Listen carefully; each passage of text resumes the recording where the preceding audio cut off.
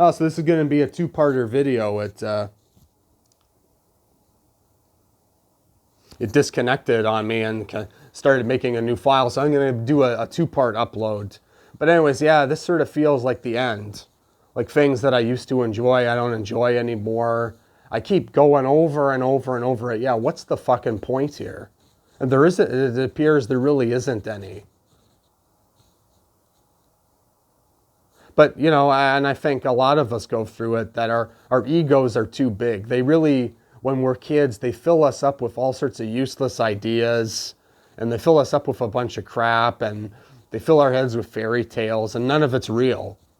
And what they're doing is, you know, half of the information they give you is useless, you'll probably never use, and they're preparing you to be a good little worker bee. So you go to college and then you get a job, and then what do? We work so that we can work some more, so that we can survive and pay the bills. And that's the average human life. That's sort of what my life is becoming. It's just this mediocrity. And I'm going to be, like I said, frustrated. So like I said, I've stopped using dope as much. I don't do it anymore. Now, what else was I going to talk about? Oh yeah, so I was watching this film, The Irishman,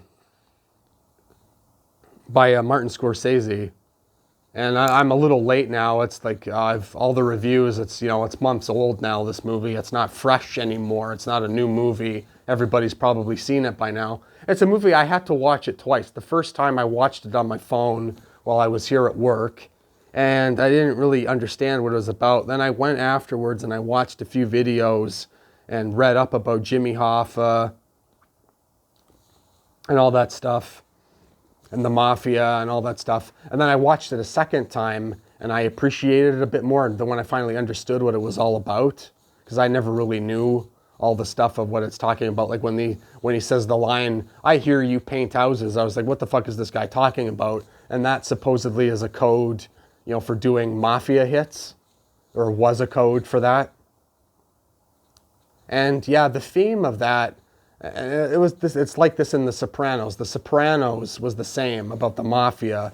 It flirted with very dark themes on life, but there was always the scapegoat. Well, these people are dark, they're criminals, they're psychopaths, they're murderers, you know, they're lowlifes, that if they have a negative worldview, well, that's why. And it's the same in this film, The Irishman. Basically what happens is he winds up all alone.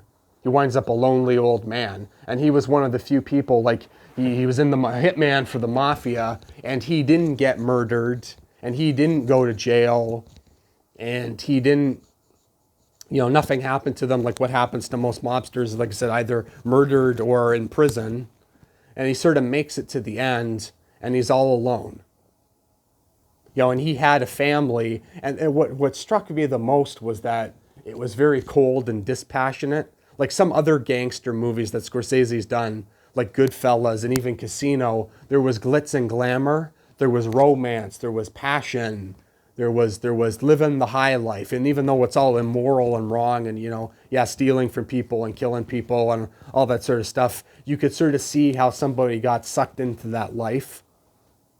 Whereas in this, The Irishman, it's very cold, and he was a soldier in the army, and basically hints at that he did a few war crimes. Like he executed prisoners and that sort of thing. Like not like a Nazi, but he did like war crimes. He murdered people. But then they were Nazis and they were scumbags too. And it all sort of got, you know, it was sort of, everybody in that war did terrible things. Anyways, that's a whole other subject. But yeah, so the mafia for him is, it's like, you know, it was like the military. You know, you follow orders, you do the right thing, you get rewarded. And the movie, there's a vibe of just this old age and this loneliness. Like there's this one scene where they're in a hotel, a Howard Johnson hotel, and I didn't realize it the first time, but the second time I realized it. Wow, it's just the two of them, Russell, who's like the mafia don, and then Frank Sheeran, who's the mafia hitman, and they're totally alone in this hotel. And that's when he gives them the order to kill his best friend, Jimmy Hoffa. Now, there's a lot of conspiracy theories about Hoffa.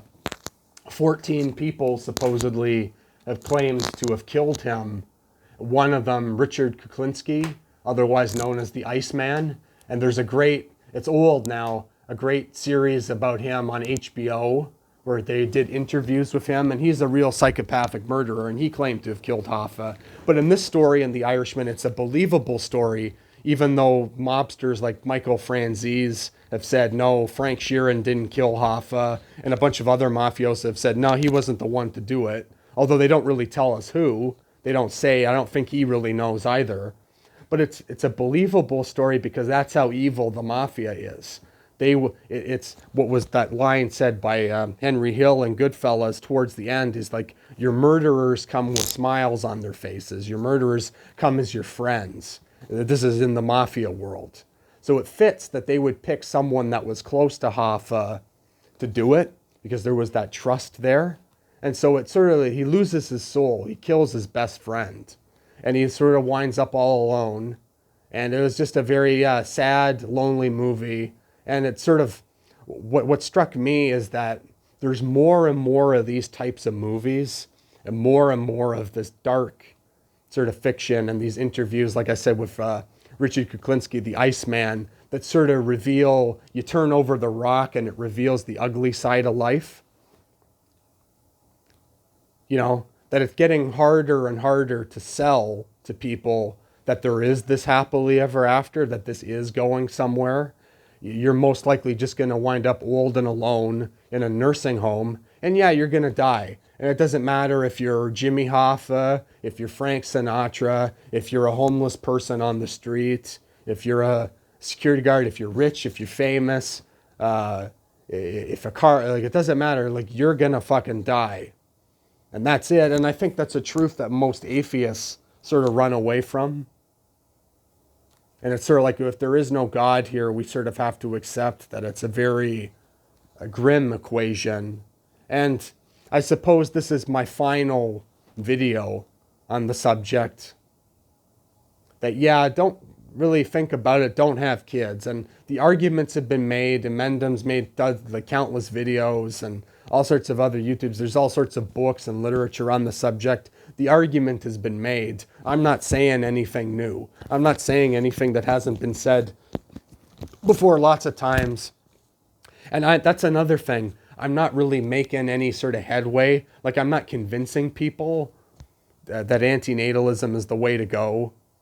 Like this woman that I've talked about already, she confided into me that like I said, her father raped her.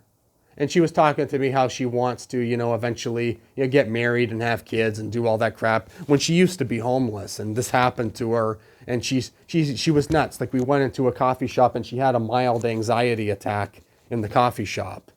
And she confided all sorts of negativity to me and all that crap. And like I said, I'm not making any headway. Like, I'm not winning the battle here. I'm not a good soldier. I'm not fighting the fight. I'm not convincing anybody to follow this philosophy. I really doubt that this philosophy is going to make any headway or anything. Really, it's a battle of getting enough people. Once we get, like, say, 1 million or 2 million people, what happens is you have the marketplace of ideas, like a metaphor it as a grocery store, that antinatalism gets its sort of shelf on the grocery store. Now, when you're a supplier to a grocery store, to get a certain position on the shelf, you have to pay for it. So like the items that are on the middle shelves that are at like eye level or the upper shelves, they pay extra money to get on those shelves. Like they market, they pay that. Those are the premium spots. So those shelves are filled up with all the, the ideologies, right? Christianity, communism, Islam, all the different ideologies, everybody, Stoicism, all the little ideologies have their place on the shelf and their different spot. And antinatalism really isn't on the shelf yet. Like we're maybe we're the bottom shelf and there's a few canned goods there that say antinatalism and no one's really buying it. Like the stuff is sort of close to the expiration date. No one's really opening those cans of antinatalism. Like they're maybe opening the cans of nihilism or atheism or like Buddhism or any of these other things. And they're not opening the antinatalism cans. But there are a lot more cans, as I said, like this movie, The Irishman, that are sort of returning back to Greek tragedies. Like they're not like they're really showing, yeah, there isn't a happily ever after here. This is all sort of a giant tragic comedy. And it was another subject I wanted to get into where I used to identify as a Buddhist, although, as I've said before, Buddhism is salvation for the few and not the many. There was really nothing else they could do, although they were quite aware and quite right that we're living in sort of a meat grinder here, but there was really nothing they could do. They had no birth control technology. Like now that's changed in the modern era. We say if this continues or not, whereas they never had that. There was nothing they could do. And so, like I said, I used to be a Buddhist and more and more trying to identify with what's called the middle path. So Buddha started off basically being isolated, and he was a hedonist, indulgent. Then he realized the Four Noble Truths, life is suffering, all that, when he saw the old man and the sick man and all that stuff. And then he went out and he became a yogi, an ascetic monk, so self-denial. So he realized that both of these two paths didn't work and that, he wasn't going to obtain enlightenment. And so that the enlightenment, the middle path, what he advocated for the average person was this middle path of you sort of have to accept it. There's this Goliath, you can metaphor it, or a monster that's coming after you. It's going to get you. Old age, suffering, and death are going to come and get you. You could run away from it for a while. You can throw stones at this monster. You can deny it. You can do, whatever you want to try and get away from it. But no, it's coming. It's just a matter of time. And so but really there's nothing you can do about it. Like it's in the fabric of existence. You can't change it. So you just sort of have to accept it. Like there's no other way. And that's sort of where I veer off from Buddhism, because I'm sort of saying, well, no, don't have children at the very least. But yeah, thinking about this, and I don't know, I can't accept it anymore. I've been trying and trying and trying to accept it, and I can't accept it. I find this to be unacceptable. And I don't know, maybe this will be the last video that I make. It's not a particularly good video, but like I said, I have the means to a peaceful exit, and I'm very tempted now.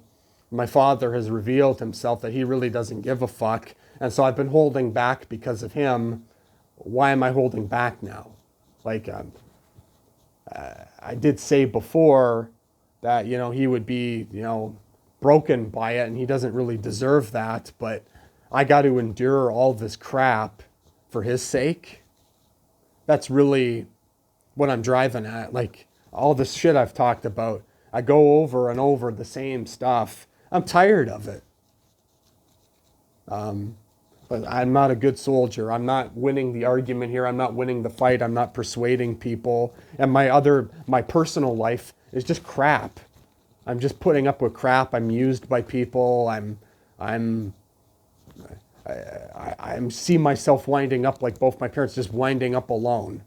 And that's sort of, that's what's going to happen. You're going to wind up alone and die alone, and that's it. So why go through all this shit? Why bother? Might as well cut to the chase. I thought months, years now, where it's just, I've always had the thought, like, I wish I could just go to sleep and not wake up again.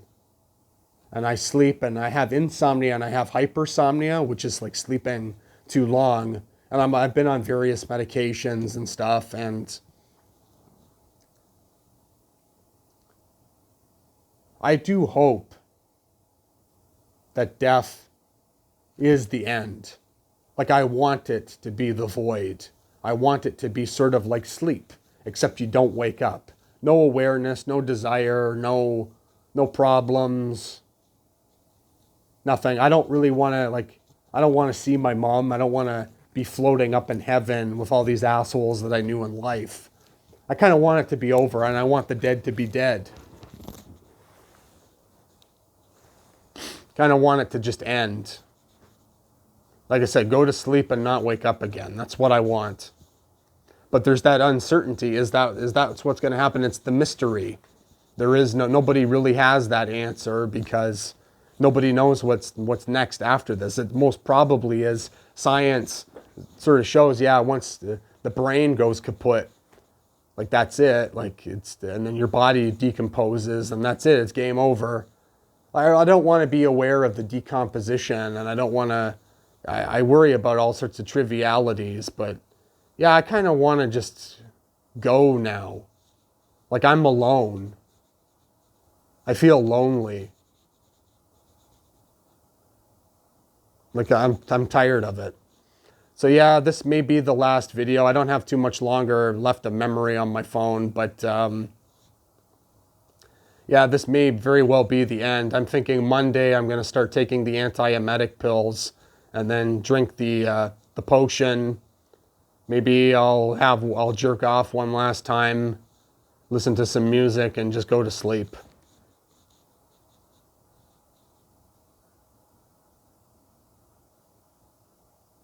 So yeah, that's I don't have anything else left to say. It's kind of an incoherent video. I'm rambling about all sorts of stuff, and this is for me, like I said, kind of like my psychiatrist chair. It's good to just vent, just to get it all off my chest. But yeah, I'm sort of feeling like, yeah, this is the end. And I may have said it before on my channel, but yeah, I don't know. I don't know what keeps me here, why I keep going. I haven't figured that one out. Like so far. Anyway, yeah, that's enough of a video. Philosopher Stoner 666 out.